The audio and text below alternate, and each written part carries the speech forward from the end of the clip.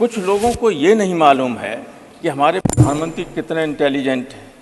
वे सब जानते हैं कि आप बोल रहे हैं, क्यों बोल रहे हैं, क्या बोल रहे हैं। मैं एक उदाहरण देना चाहता हूं। एक बार राज्यसभा में शपथ हो रही थी, नहीं लोग, हमारे बगल में लालू जी बैठे थे। उनका एक कैंडिडेट आया शपथ लेने। मैंने कहा, लालू जी कल ये पूरा प्लास्टर बांधे हुए था, कह रहा था झारखंड में गए थे लालू जी की जमानत के वक्त, तो लाठीचार्ज में मेरा पैर टूट गया। आज ये सही चल रहा है। बोले राज्यसभा में आने के लिए ही कर रहा था। तो मैंने कि फिर टिकट क्यों दी आपने, फिर टिकट क्यों दी आपने? बोले इसकी जाति का कोई बड़ा आदमी नहीं था, देना था, मजबूरी में लाना पड़ा। मैं जानता हूँ बहुत फ्रॉड था। तो सब जानते हैं मोदी जी कौन क्या है।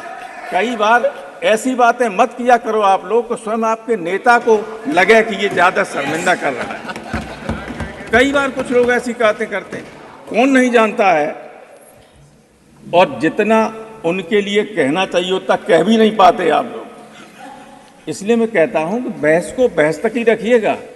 कई बार कुछ लोग अपने नेता का अनावश्यक नाम लेके उसको विवाद में ला जाते हैं। उसका आलोचना का उसकी कहीं आलोचना नहीं होनी चाहिए, लेकिन आप ऐसी बात कहेंगे कि लोग अनावश्यक उसके फिर जवाब देने लगेंगे। तो जो समझदार लोग हैं अपने नेता पर कभी आंच नहीं आने देते हैं। लेकिन आपके साथ मैं बीजेपी की लीडरशिप से कहना चाहता हूं, आपके यहाँ बहुत अच्छे अच्छे वक्ता बैठे हुए हैं। ठीक लोगों को बोलने के लिए मौका दिया कीजिए हमेशा। मैं राय देना चाहता हूं, उम्र में भी बड़ा हूं, अनुभव में भी आप लोगों से बहुत बड़ा हूं। मैं कभी राजनीति नहीं लाना चाहता हूं जब मैं बोलता हूं। इसलिए कहता हूं कि लीडर के अगर पक्ष में हो तो कभी अपने बातों से, अपने कर्म से उसके ऊपर लांछन मत लगने देना। और यहाँ लोग इसी तरह की बात करने लगते हैं। बहस का स्टैंडर्ड इतना बढ़िया शुरू में था, वो सब खराब हो गया।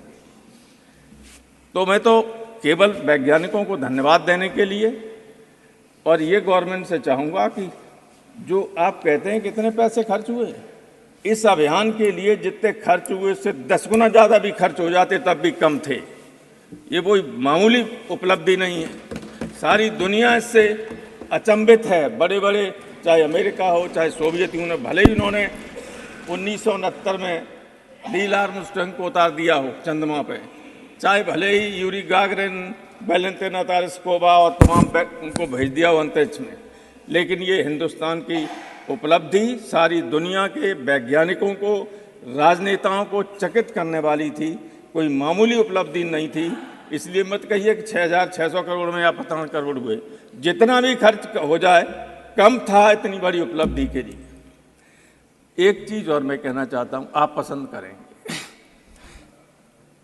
जब चंद्रमा की फोटो भेजी गई तो कुछ साहित्यकारों को, कुछ लोगों को बहुत दिक्कत हुई। और दिक्कत स्वाभाविक थी, क्योंकि हमारे यहाँ तो करवा चौथ पे महिलाएं चंद्रमा को देखी और बहुत खूबसूरती का वो माना जाता था।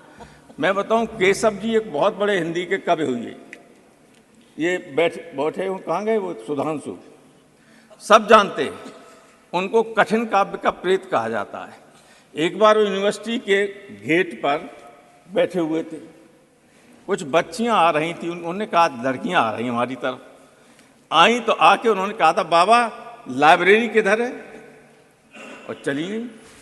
तो उन्होंने 2 लाइन लिखी कि केशव केसन अस करी जो अरिहून कराय, चंद्र बदन मृग लोचनी बाबा कह के जाए। केशव ने कहा कि इन बालों ने, सफेद बाल थे, इन बालों ने ऐसी दुश्मनी निभाई कि दुश्मनी भी नहीं करता है कि चंद्र बदन, चंद्रमा जैसे चेहरे वाली, हिरनी जैसी आंखों वाली लड़कियां बाबा कह के चली जाती हैं।